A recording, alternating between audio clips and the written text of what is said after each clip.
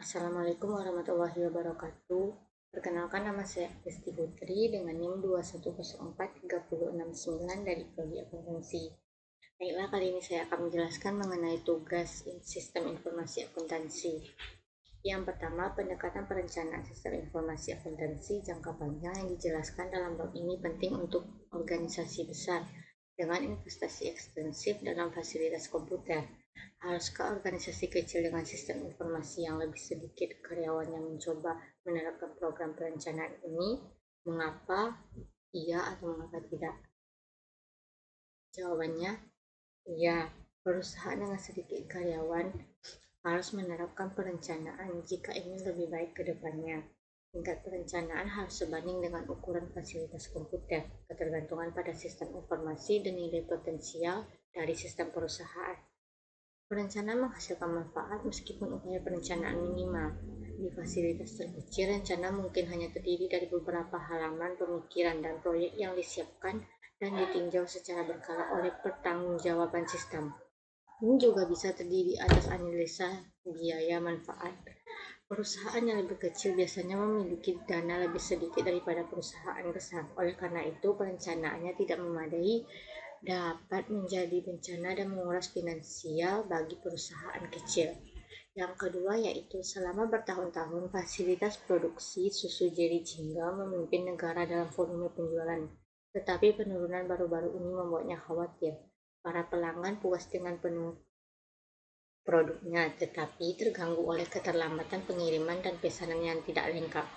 Karyawan produksi prihatin tentang kemacetan dalam pasteurisasi dan homogenisasi susu karena menjadwalkan kerja yang buruk, campur aduk dalam pesanan pelanggan, dan produk yang tidak diberi label dengan benar.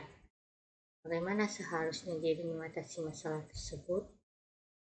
Dan apa teknik pengumpulan data yang akan membantu pada tahap awal ini?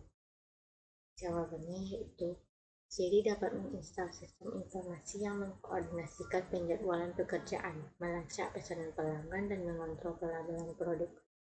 Sistem ini juga dapat membantu mengurangi kemacetan dalam proses pasteurisasi dan homogenisasi susu dengan mengontrol jadwal produksi. Tampaknya jadi dalam melakukan penyelidikan awal dan menentukan bahwa ada masalah yang sebenarnya. Jadi sekarang perlu melakukan penyelidikan yang lebih mendalam untuk memverifikasi sifat masalah dan untuk mengidentifikasi pelanggan dan pengguna kebutuhan. Yang pertama, orang yang melakukan investigasi harus mewawancarai karyawan yang mengolah, membotolkan, dan mengirimkan susu. Karyawan ini akan dapat mengidentifikasi apa yang salah dengan proses saat ini dan memberikan saran untuk perbaikan ke depannya. Pelanggan juga harus diwawancarai untuk mengetahui kebutuhan mereka, karena memenuhi kebutuhan pelanggan adalah tujuan akhir dari perusahaan.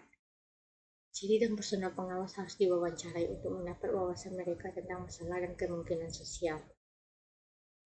solusi. Wawancara bahwa atas dapat menghasilkan identifikasi dan solusi masalah yang lebih baik daripada dari atas ke bawah. Karyawan tingkat bawah lebih cenderung menerima perubahan dalam sistem ketika mereka yang pertama kali menyarankan perubahan. Pada tahap ini, Jerry dan orang-orang yang dia pekerjakan untuk membantunya akan menemukan teknik wawancara paling berguna dalam mengembangkan pernyataan masalah. Dia juga mungkin akan menemukan observasi dan meninjau dokumentasi apapun yang tersedia untuk digunakan. Kuesioner pelanggan juga dapat menghasilkan informasi yang dapat berguna bagi perusahaan. Baiklah, hanya sekian yang dapat saya jelaskan. Salah dan kurangnya saya mohon maaf. Wassalamualaikum warahmatullahi wabarakatuh.